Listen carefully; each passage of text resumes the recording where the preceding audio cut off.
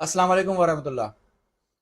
میرے دوستو، جیسا کہ آپ کے علم میں ہوگا کہ جمادی الاول کا مہینہ چل رہا ہے، اور جمادی الاول کے مہینے میں یہ ایک فرقے کی طرف سے کیا ہوتا ہے کہ یہ ایک قصہ بنایا گیا ہے، جھوٹا قصہ بنایا گیا ہے کہ سیدہ فاطمہ رضی اللہ تعالیٰ عنہ کو شہید کیا گیا۔ ان میں دو اقوالات ہیں۔ کہتے ہیں کہ ایک قول ہے کہ 13 جمادی الاول کو سیدہ فاطمہ کی شہادت ہوئی ہے، اور ایک قول ہے کہ 3 جمادی الثانی کو سیدہ فاطمہ کی شہادت ہوئی ہے۔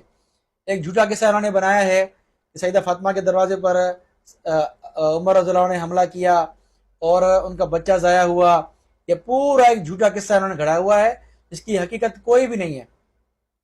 اصلیت یہ ہے کہ سیدہ فاطمہ رضی اللہ تعالیٰ عنہ کی وفات رمضان کے مہینے میں ہوئی ہے، اور طبعی وفات ہوئی ہے، بیمار ہوئی تھی۔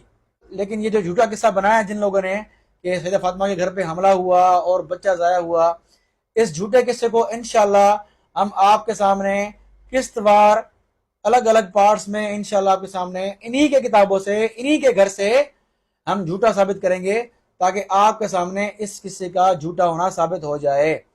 آپ سے گزارش ہے کہ آپ ہماری کلپس کو آگے چلائیں، تاکہ اس جھوٹ کا بانڈا ہم ان کے گھر سے ہی پھوڑیں۔ السلام علیکم ورحمۃ اللہ۔